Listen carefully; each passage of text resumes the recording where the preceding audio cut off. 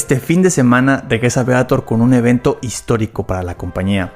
Con casi 14 años de historia y aproximadamente 3.401 peleas organizadas, llegaron a su evento número 300.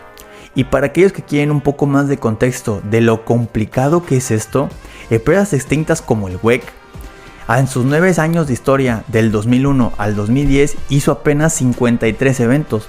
Empresas tan emblemáticas como Strikeforce, en 16 años, del 97 al 2003, lograron 77 eventos, siendo los primeros 13 del 97 al 2005 solamente de kickboxing.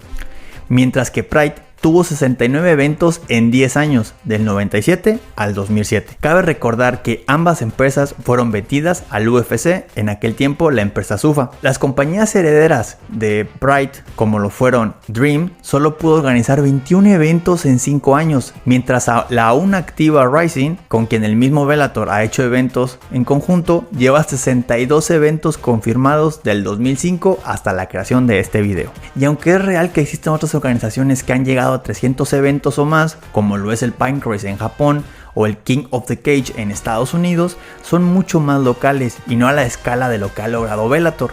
Con el tiempo se ha convertido en la segunda empresa más importante, solamente por detrás del UFC, y entonces, por tan importante logro, he decidido hacer un top 10 de los mejores momentos en la historia de la compañía. Para esta lista se tomarán en cuenta peleas completas, rivalidades con una o múltiples encuentros entre ellos, finalizaciones, entradas, celebraciones, eventos completos e incluso contrataciones por parte de la empresa. Así que bienvenidos a un nuevo video en el canal de Total Pelea, y estos son los 10 mejores momentos en la historia de Bellator MMA.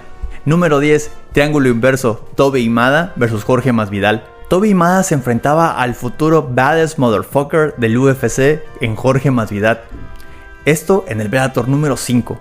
Ambos llegaban con una victoria dentro de la compañía en el inicio en el Bellator número 1 y con muy buenos momentos. Imada tenía una racha de 7 victorias consecutivas dentro del circuito regional en California, mientras que Masvidal venía de competir en Japón con 3 victorias seguidas. Durante la pelea, Masvidal dominaría el ritmo con sus agresivas combinaciones de golpes, presionando y un ritmo sofocante. Imada respondería lo mejor que podía a los intercambios, pero durante el tercer round, y mientras Masvidal buscaría asegurar un derribo, Imada agarraría una de sus piernas aún sobre la espalda de Masvidal para después cerrar un triángulo con sus piernas, donde apretaría hasta que un joven Masvidal caería completamente inconsciente, dándonos tal vez el primer momento viral de la compañía y uno que muchos aún siguen recordando después de tantos años como algo casi inverosímil. Número 9. Cris Cyborg llega, gana el título y hace historia. Después de sus constantes problemas con el presidente del UFC, Dana White, Cris Cyborg confirmaba que no renovaría su contrato con el UFC y sería agente libre. Con la excelente relación que tenía con el presidente Scott Coker, firmaría casi de inmediato con Bellator para poder darle fuerza a una división peso pluma femenil que aún era relativamente joven dentro de la compañía. Recibiría de inmediato la oportunidad titular en el Bellator 238 contra la campeona de aquel momento, Julia Budd. Durante la pelea, Budd trataría de cerrar la distancia por momentos para salir de la constante presión y oleadas de golpes de Cyborg, pero al pasar los rounds y con la brasileña no solo castigando, sino que derribando constantemente para dominarla, Budd se cansaría, y en el cuarto round, tras un excelente seguidilla de golpes, patadas y rodillazos, Cyborg finalizaría la pelea coronándose campeona, consiguiendo algo muy poco común que creo que cada vez será más difícil de ver. Buscando siempre la mejor oposición posible, Cyborg había logrado ser campeón en tal vez las 4 compañías más importantes con una división peso pluma: la extinta Strikeforce, Invicta, el UFC y Bellator. Sin duda alguna, una verdadera rareza, algo que la mantendrá durante los años por venir entre las prácticas del GOAT femenil y dándonos el puesto número 9 en nuestra lista. Número 8, brutal rodillazo y captura Pokémon. Michael Bennett Page, MVP vs Cyborg Santos. Michael Bennett Page llegaría en el 2013 a la empresa, invicto con solo 3 peleas profesionales y siendo uno de los peleadores más talentosos en aquel momento, teniendo ya un par de espectaculares finalizaciones. Debutaría en el Bellator número 93 con un knockout y a partir de ahí comenzaría su meteórico ascenso para convertirse en una de las caras de la compañía, pero sin duda alguna su finalización más recordada sería contra el evangelista Cyborg Santos, con un primer asalto más o menos competido en el que MVP haría su ya clásico estilo de mantener su guardia baja, tirar muchos golpes poco ortodoxos junto con patadas. Cyborg buscaría derribarlo por momentos y golpear a la contra cuando tuviera la oportunidad. El segundo round iría igual hasta que MVP conectaría una brutal rodilla voladora que haría caer y gritar de dolor a Santos, terminando con la pelea. Pero como si la salvaje presentación no fuera suficiente, después de aprovechar la fama del juego Pokémon Go, celebraría con una gorra y pokebola como si hubiera capturado a su oponente, causando aún más furor entre los fanáticos. Aunado a todo esto, horas después se daría a conocer que Cyborg se había fracturado el cráneo durante el brutal impacto, dejándonos una de las imágenes más impactantes de una lesión en los últimos años. Sin duda alguna, tal vez el momento más viral que ha tenido la compañía en toda su historia. Número 7. Se retira el último emperador, Fedor Emelianenko. Fedor Emelianenko llegaba a Bellator con 40 años, después de una racha de victorias peleando en Japón y en Rusia, pero con demasiados peros en ella. La última de estas, una muy dudosa victoria contra Fabio Maldonado, un peleador más pequeño y semipesado que antes había estado en el UFC. Debutaría en el Bellator Nueva York contra Matt Mitrione, perdiendo por TKO en el primer round. Después de eso, participaría en el torneo peso pesado, mayormente lleno de veteranos, donde lograría llegar a la final, pero perdería contra Ryan Bader. Después de lograr un par de victorias más para anunciar su revancha contra Bader, Fedor confirmaría que esta sería la última pelea de su carrera. Bader no tendría piedad y básicamente le pasaría por encima para finalizarlo en el segundo round. Fedor, para muchos, es el mejor peso pesado de la historia, para otros uno de los posibles GOATs, y terminaba su legendaria carrera. La compañía haría un esfuerzo para hacerlo memorable, trayendo otras leyendas del deporte como Randy Couture, Mark Coleman, Royce Gracie, Dan Henderson, Chuck Liddell, entre otros más, para acompañarlo en la jaula para confirmar su retiro y dejar sus guantes en la lona. Emelianenko pudo terminar su carrera en su natal Rusia, en Japón, donde tuvo sus mejores y más memorables momentos con Pride, pero que decidiera que fuera en la jaula de Bellator, sin duda alguna lo vuelve uno de los momentos más memorables de la empresa.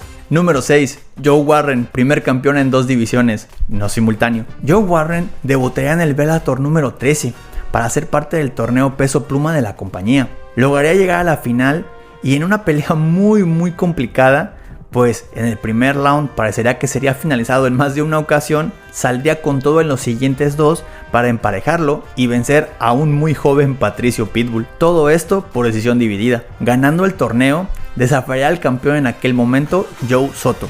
La pelea sucedería y de nuevo, después de un primer round sumamente complicado, Warren volvería para finalizar la pelea en el segundo, consiguiendo así el título peso pluma. Tratando de ser el primer campeón simultáneo de la compañía, Warren entraría al torneo peso gallo, pero caería en la primera ronda por nocaut. Después tendría que defender su título contra Pat Curran, pero de nuevo en esta ocasión caería por TKO.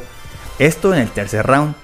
Con esto se esfumaban sus posibilidades de ser un campeón simultáneo, pero decidiría bajar de división a los pesos gallo para buscar el título allí.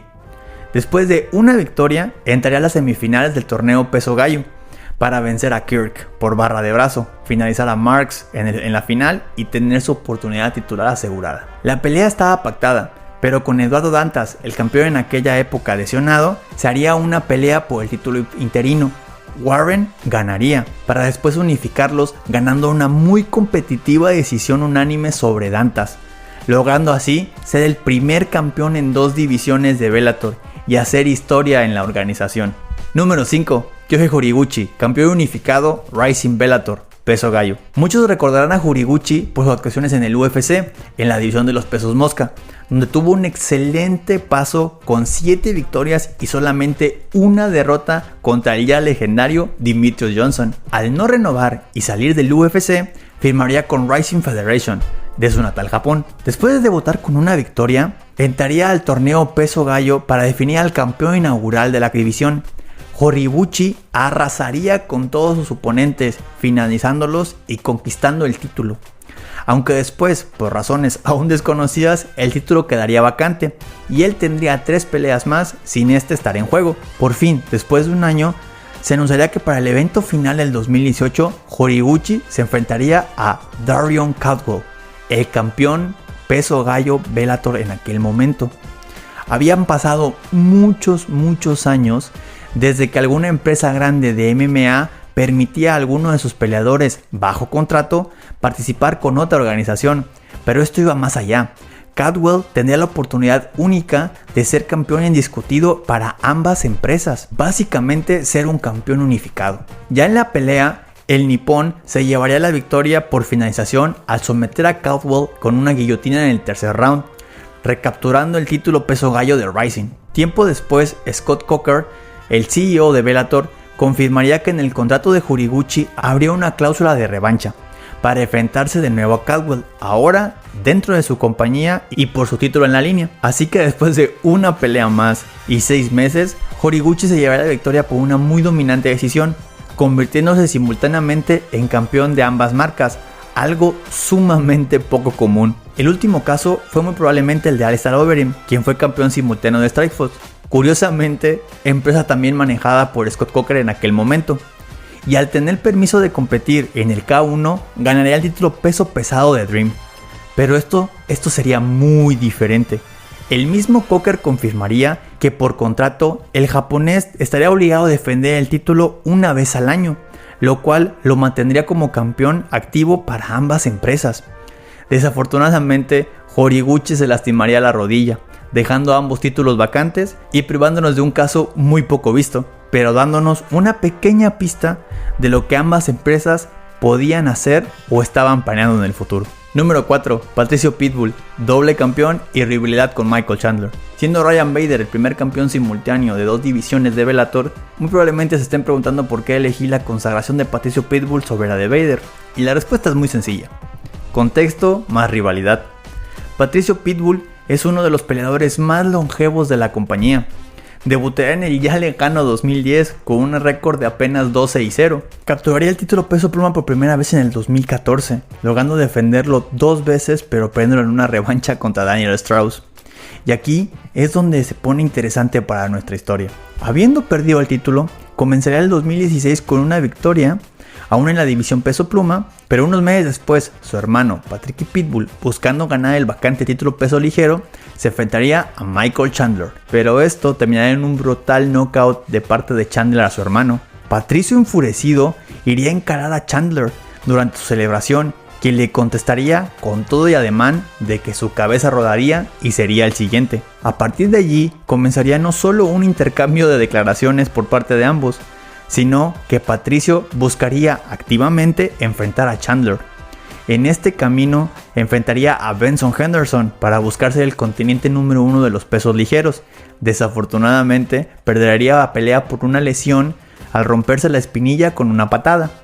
Después de casi un año recuperándose de la lesión, regresaría para cerrar su rivalidad contra Strauss, una trilogía donde ganaría con una guillotina, recuperando el título peso pluma y comenzando tal vez su mejor momento en la compañía. Después de 2 defensas exitosas del cinturón, llegaría lo que tanto anhelaba, una pelea contra Chandler y su título peso ligero. Todo estaba servido, la posibilidad de ser apenas el segundo campeón simultáneo en la compañía y terminar una rivalidad que había comenzado hace casi 3 años buscando revancha del knockout de su hermano. Pitbull no solo conseguiría su venganza, knockaría brutalmente a Chandler en el primero, haría historia convirtiéndose en campeón simultáneo y básicamente teniendo un paso de antorcha como la nueva cara de Bellator. Patricio se volvería en toda una estrella y en los próximos años tal vez uno de los mejores peleadores que pisaron la compañía.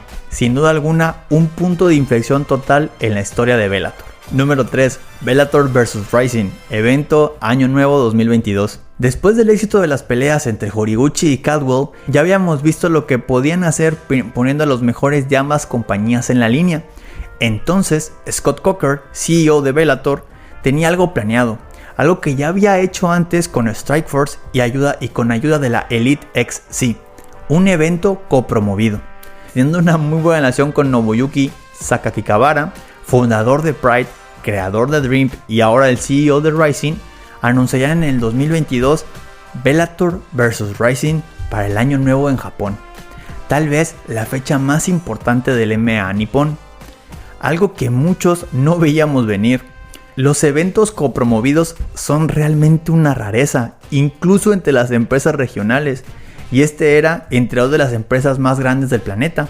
Las peleas no decepcionarían, lo mejor que Bellator tenía versus lo mejor que Rising tenía. Rabadonov versus Takeda, Juan Archuleta versus So Chul Kim, Kyoji Horiguchi versus Hiromasa Oikubo, Patricio Pitbull, campeón peso pluma de Bellator en ese momento, versus Kleber Koik Herbst, campeón peso pluma de Rising, y AJ McKee, quien se había movido a los pesos ligeros, versus Roberto de Souza, campeón de peso ligero de Rising.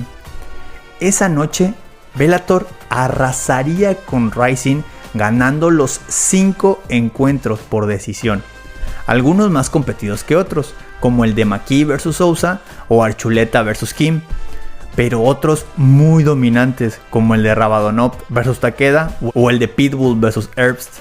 Bellator había logrado introducirse en el mercado japonés, tal vez el más difícil del mundo. Había demostrado que era una empresa de elite mirándose con otra empresa grande, y todo con ayuda de Rising. Por lo poco común de un evento de este tipo, el escenario y los resultados tan arrasadores, sin duda alguna este es merecedor del tercer puesto de nuestra lista. Número 2. Scott Coker, nuevo CEO de Bellator. Tal vez muchos fans nuevos ni siquiera sepan o recuerden, pero Scott Coker no siempre fue el CEO de Bellator. El fundador original de la empresa era Bjorn Rivney. Fue la cara de la empresa durante muchísimos años, pero al vender la promoción a Viacom, comenzó a tener problemas al querer mantener un sistema de torneos por temporada, cosa que a los nuevos dueños no les agradaba. Y en el 2014 se anunciaría que Scott Coker, quien un año antes había dejado a la ya extinta Strikeforce, tomaría su lugar. Una decisión no tan sorprendente si se toma en cuenta que él fue quien había logrado la explosiva expansión de Strikeforce y los contratos televisivos con Showtime o CBS.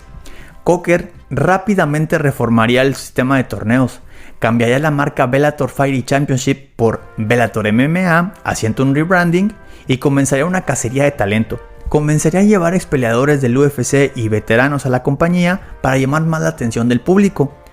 Tiempo después traería o construiría peleadores y talento emergente para reforzar la organización. Solo para que se den una idea de la importancia de su llegada, muchos de los momentos en esta lista jamás habrían pasado de no ser porque Coker es su presidente. Peleadores legendarios como Fedor Emelianenko o Chris Cyborg muy probablemente no hubieran firmado. Horiguchi vs Caldwell no hubiera pasado, y el Bellator vs Rising no hubiera podido ser. Tal y como lo mencionó Sakaki Kabara en varias entrevistas, la buena relación entre ambos fue lo que logró que el evento sucediera, y aún más porque el mismo Scott Coker tenía la intención de hacerlo, incluso más que Bellator como una empresa estuviera interesado. No cabe duda de que la decisión de los directivos de quitar al polémico Rivney y traer al experimentado Coker cambió por completo la historia de la compañía, y sin duda nos da el segundo mejor momento de su historia. Pero si esto fue tan importante, ¿cuál es el número 1? Número 1. Rivalidad de Eddie Álvarez vs Michael Chandler. Al final del día, Bellator es una organización de MMA, y más importante que la publicidad, partida o llegada de directivos y contratos con grandes televisoras, siempre serán las peleas el foco más grande, por lo cual no puede haber ninguna duda que el mejor momento en la historia de la empresa fue la rivalidad entre Eddie Álvarez y Michael Chandler. Álvarez llegaría en el Bellator 1 después de un excelente paso por Japón para participar en el torneo por el inaugural título peso ligero. Después de finalizar todas sus peleas, se coronaría como el primer campeón peso ligero de la organización, y después de una exitosa defensa comenzaría una de las mejores rivalidades del MMA moderno. Michael Chandler venía de ganar el segundo torneo peso ligero venciendo a Patrick Pitbull en la final. Aún invicto con un 8-0, se convertiría en el retador al título. A finales del 2011 sucedería la primera pelea. Ambos se masacrarían durante los primeros rounds, lastimándose en múltiples veces e incluso cambiando la inercia de la pelea en más de una ocasión, hasta que en el cuarto round Chandler lograría tomar la espalda de Álvarez para cerrar un mataleón y conquistar el cinturón peso ligero. La pelea es para muchos la mejor en la historia de la compañía. Fue candidata a la mejor pelea del año y una de las mejores de la historia moderna. Después de 2 años, donde Chandler ganaría 3 peleas y defendía el título 2 veces, Álvarez ganaría sus siguientes 2 para poder por fin ver la tan ansiada revancha. La pelea tomaría aún más importancia, ya que sería promovida al evento estelar del primer pago por ver de la compañía. Y como todos esperábamos, no decepcionó. En una muy violenta presentación de también un impresionante alto nivel, ambos llegarían a las tarjetas, dando como resultado una muy apretada decisión dividida a favor de Álvarez. Esto sería un completo punto de inflexión para el talento del Bellator. Se voltearía a ver mucho más hacia ellos, como un posible talento de elite y con posibilidades de competir contra quien fuera, incluso el UFC. Muy desafortunadamente para nosotros, la tercera pelea jamás sucedería. Chandler perdería una pelea por el título interino buscando asegurar su lugar como el contendiente número 1, mientras que Álvarez presionaría por salir al UFC lográndolo el año siguiente. Pero no debe de caber ninguna duda que ambos ya habían logrado hacer historia y dejar una huella indeleble en la organización, lo que nos da, sin duda alguna, a mi opinión, el mejor momento en la historia de Bellator. Pero díganme, ¿hay algún momento en la historia de Bellator que olvidé? ¿Cuáles son los momentos que ustedes más recuerdan de la compañía? Y díganme su lista, los leo en los comentarios. Y pues bueno gente, este fue el video de hoy. Si les gustó, denle like, suscríbanse, compartan y activen la campanita para que les llegue notificación de nuestro nuevo video. Recuerden que estoy en todas las redes sociales como @totalpelea, Facebook, Instagram, Twitter y TikTok. Como siempre digo, me gusta saber su opinión y convivir con ustedes, así que les contestaré por ahí lo más rápido posible. Sin nada más que decir, nos vemos en el siguiente video. Adiós.